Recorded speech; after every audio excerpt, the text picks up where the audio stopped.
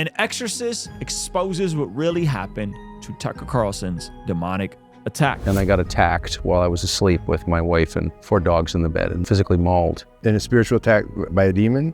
Yeah, by a demon. Something unseen that left Is that right? claw marks on my sides, on my... So he left physical mark. Oh, they're still there. Yeah. And this disturbing attack is what prompted him to begin his faith journey. And then I was seized with this very intense desire to read the Bible. But in this video, a bona fide exorcist breaks down exactly what happened to Tucker Carlson that night. But before we get into that, guys, my name is Ruslan. This channel exists to encourage, empower, and inspire you to live a life that blesses God. So if you're new here, or if you're not new here, please make sure to hit that subscribe button, as a huge percentage of the people that watch this channel, unfortunately, are not subscribed. And I don't want you guys to miss anything, like our upcoming Bless God Summit happening March 27, 28, 29. But more on that later. Let's jump into the video. Cameron from Capturing Christianity sat down with an exorcist and went over some of the details and the explanation of what happened. I was a little bit taken aback when they were talking about him having a demonic attack that manifested physically in his sleep. Yeah. But apparently there's an explanation to this. Let's jump in. How common is it for demons to leave physical marks on people in your experience? Well, if they decide to physically attack and they have permission from God to do so, they certainly can. It's not unusual for those who are experiencing a direct demonic attack. And that would be, such an attack would be what we call a vexation. Tucker Carlson appears to have been vexed. A vexation is a physical attack from the outside. I knew I was anti-vax. Dude, the freaking vaccinations have been getting everybody. They got you.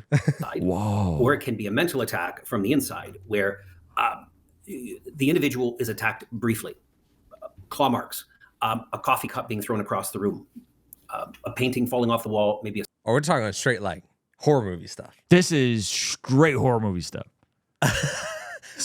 Objects Flying. being thrown.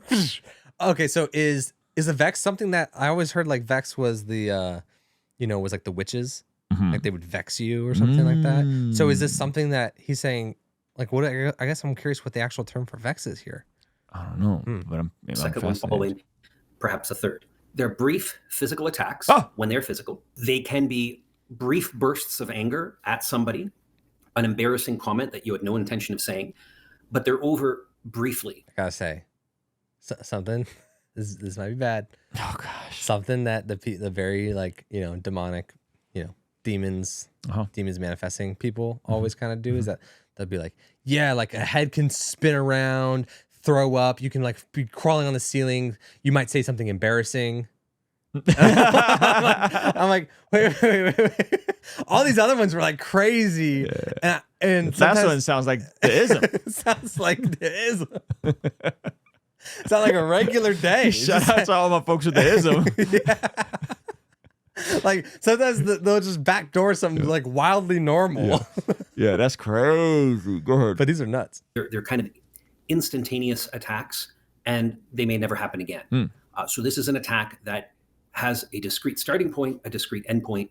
It may repeat 2 or 3 times, but it's not long lasting. But so you've seen in your experience, you've seen cases of people experiencing something similar, these sort of physical attacks that leave physical marks on their bodies. I know that there are historical accounts of people dealing with this sort of thing, but have you had any personal experience with this? Have you seen people with these sorts of marks? Have you seen them occur maybe while you were there? I know that there's reports of that type of thing as well. Absolutely. So I've seen them asking all the right questions. Shout out to Cameron from Capturing Christianity. Y'all go watch the full video. This is great. Yeah.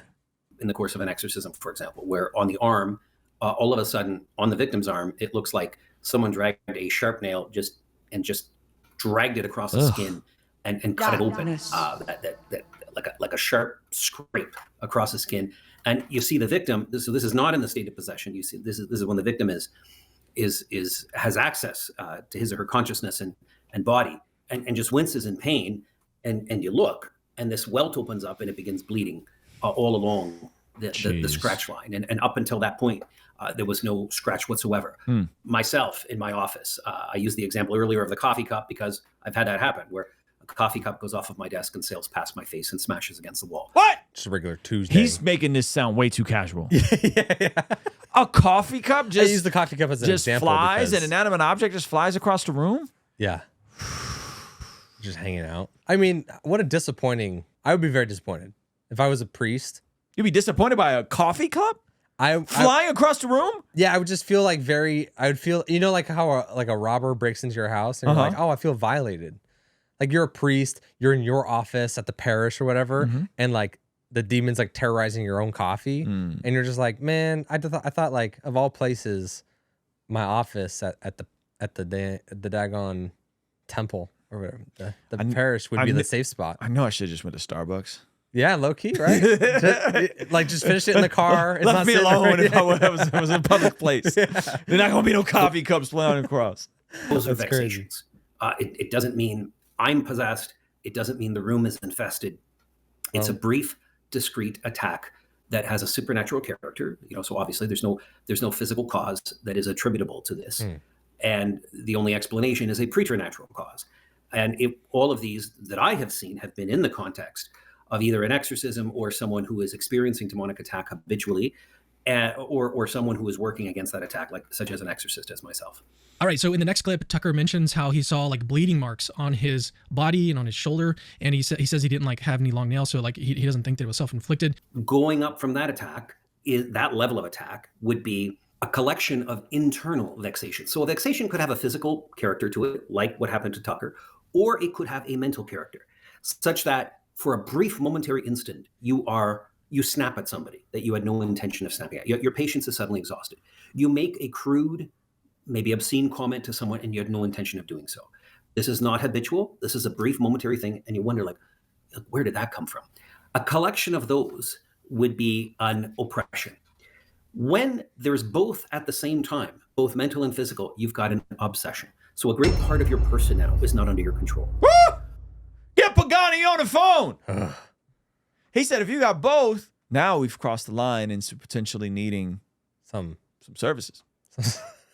When the consciousness is also taken over, then we call that possession. So there is the demonic hierarchy. And I go into much more thorough detail in the book about this. The book is available. I'd love to see like some of the Demon Slayer guys kind of engage with their view versus this view. Yeah. The hierarchy of that, right? Because they just kind of say, well, demonized. Like that word demonized, we translate it as a possessed, but it's not actually, it's just demonized. And so something could be on you, something could be on your emotions, or something could be in you and take over your consciousness. So to take over the consciousness is the highest level of quote unquote possession.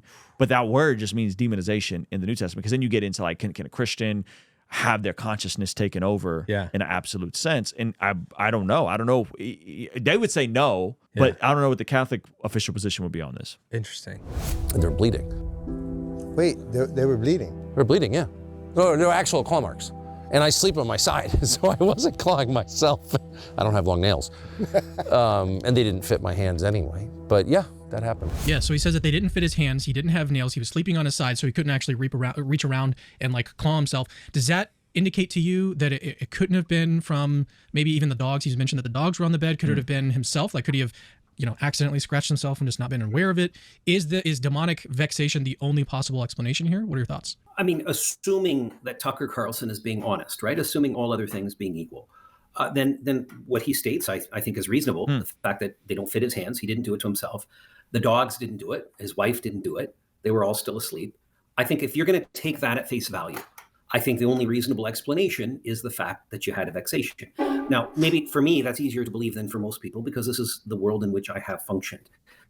So the fact, look, it took great courage, for this man, for Tucker Carlson, with the profile that he possesses, to go on the internet and say this and risk looking like a fool. And to many individuals, he will absolutely be a fool for having done this. This is saying something. So I think we have to take him at face value. Now, the fact that the devil, again, all other things being equal, looking at this as a vexation, the fact that the devil made the claw marks a different size than Tucker's own hand, and the fact that the other individuals in the house were kept sleeping, in other words, this was a soundless attack, is him leaving his very calling card and saying there is no other explanation than me. So he's leaving no doubt in Tucker's mind. And you can see in that man when he's talking, there's no doubt in his mind what happened. Jeez. The devil is doing that very thing. I mean, that's not nothing. That's dark. Yeah. That's dark. I'm glad. This is what I'm glad about. I'm happy that this is being discussed. Yeah. That Tucker seems to be open to saying that this sort of attack led to whatever seemingly conversion he's had. And three, that at least in the Catholic stream, there's some language to this, because I hadn't heard of this outside. Like, I haven't heard Pagani or Mike Signorelli or any of my friends on that side talk about physical, right? I've heard stuff like wet dreams are demonic and that sort of stuff. This is different. Yeah. This is like, you're being scraped up. My instant thought was, well, maybe it was the dogs, but his thing is like, well, I woke up and the dogs were asleep. Yeah. You know?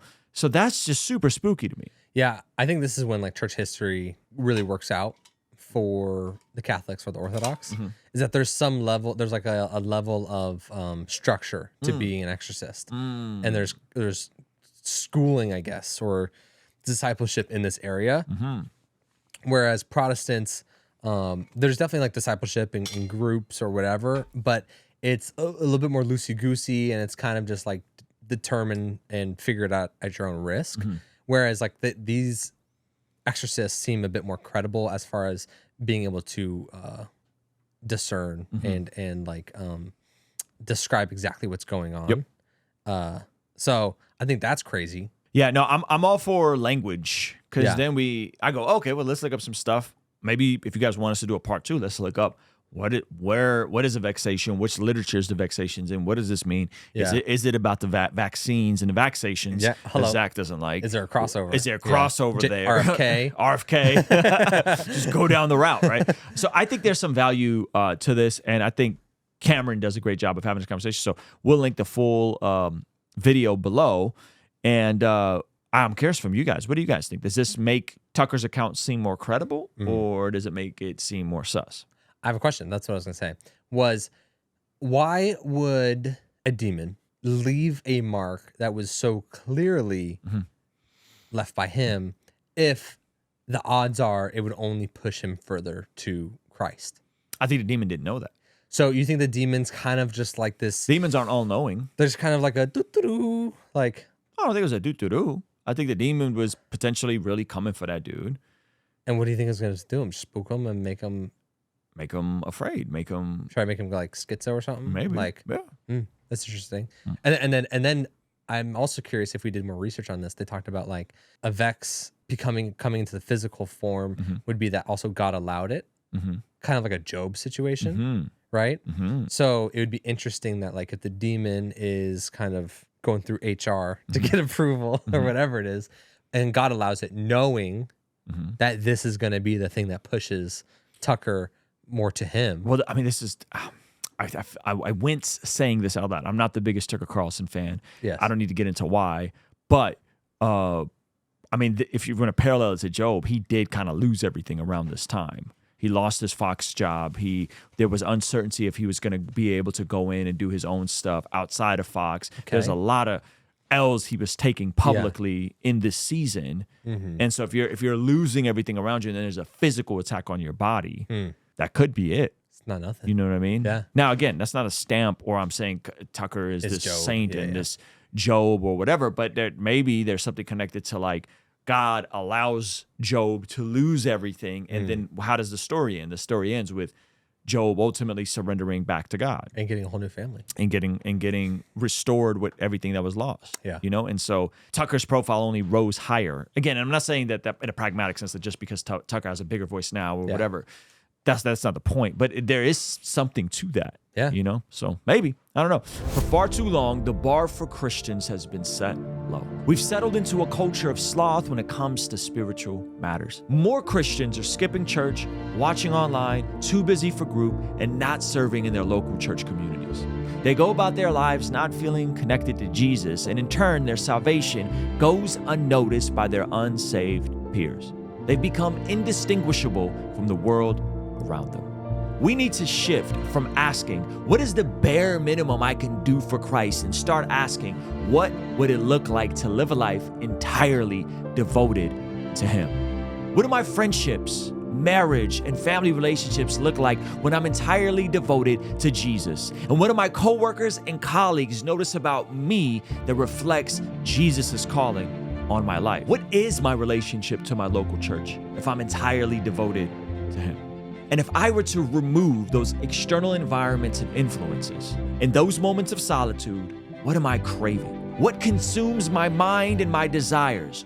Who am I to my core? What does it look like to embrace my purpose, my calling, and my personal ministry in complete surrender and devotion to Christ. 1 Peter chapter 2, verse 12 describes a life that seems to have been forgotten.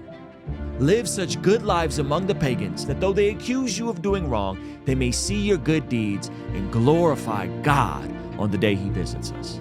Ephesians chapter 4, verse 11 and 12 instructs the leaders to equip God's people to do his work and build up the church, the body of Christ. So join me and my favorite pastors, podcasters, and performers March 27th through 29th at the Bless God Summit in Southern California, and discover your personal ministry, calling, and purpose when living in complete devotion to Jesus. It's time to stop blending in and start living out the life you were called to live.